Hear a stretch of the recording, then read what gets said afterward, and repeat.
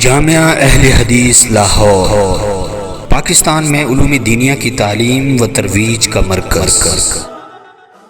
نحمدہ و نصلی علی رسولہ الکریم، اما بعد، اعوذ باللہ من الشیطان الرجیم، بسم اللہ الرحمن الرحیم۔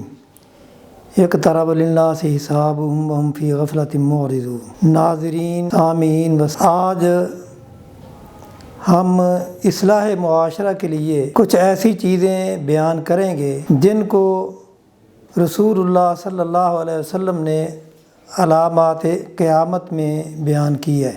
رسول اللہ صلی اللہ علیہ وسلم نے جہاں اصلاح معاشرہ کے لیے لوگوں کو وقتاً فوقتاً ایسی چیزوں سے متنبع کرتے رہے جو انسان کی آنے والی زندگی میں نقصان دہ ہیں، تو ان میں سے آپ نے قیامت کی نشانیوں کا تذکرہ کیا، اور یہ دو قسم کی نشانیاں ہیں، کچھ بڑی ہیں اور کچھ چھوٹی علامات ہیں۔ اور چھوٹی علامات میں سے آپ نے سب سے پہلے یہ بیان کیا کہ دین کے علم کا اٹھ جانا ہے۔ اور دین کے علم کا اٹھ جانا وہ کیسے ہوتا ہے؟ وہ علماء کی موت ہے کہ جید علماء وہ دنیا سے اٹھ جائیں گے، اور اسی طرح جہالت عام ہوگی اور دین سے جو لوگ دور ہوں گے وہ بڑے بڑے عہدوں پہ فیض یاب ہوں گے۔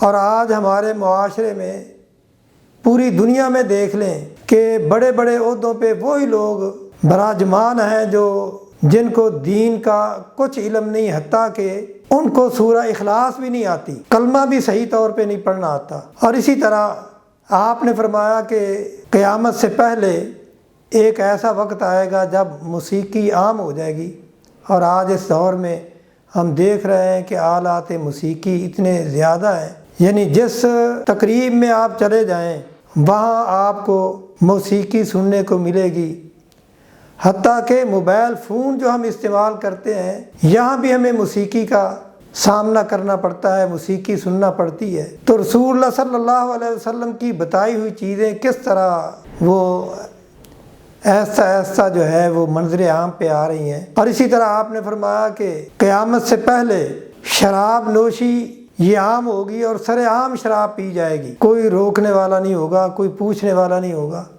اور آج اس دور میں جس میں ہم گزر رہے ہیں یہ چیزیں عام پائی جاتی ہیں۔ اور اسی طرح آپ نے فرمایا کہ قیامت سے پہلے لوگ اپنا روپیہ پیسہ وہ عمارتوں، بڑی بڑی عمارتوں کے بنانے میں وہ خرچ کریں گے، اور آج یہی کچھ ہو رہا ہے۔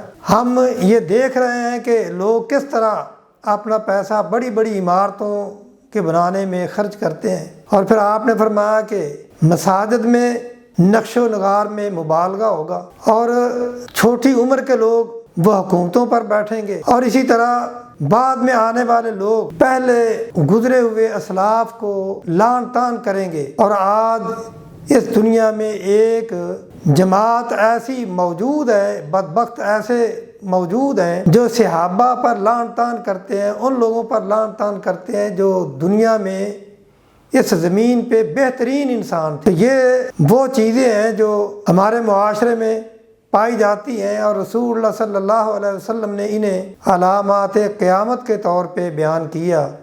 اسی طرح آپ نے فرمایا کہ قیامت سے پہلے قتل و غارت عام ہوگی، اور آج وہ سلسلہ بھی ہم دیکھ رہے ہیں، قاتل دندناتے ہیں، قتل و غارت عام ہے، فساد عام ہے، برائی کو پھیلایا جاتا ہے۔ تو یہ چیزیں وہ ہیں جن سے اہل ایمان کو بچنا چاہیے، اور یہ اسی لیے بیان کی گئی ہیں تاکہ لوگ ان چیزوں سے بچنے کی کوشش کریں۔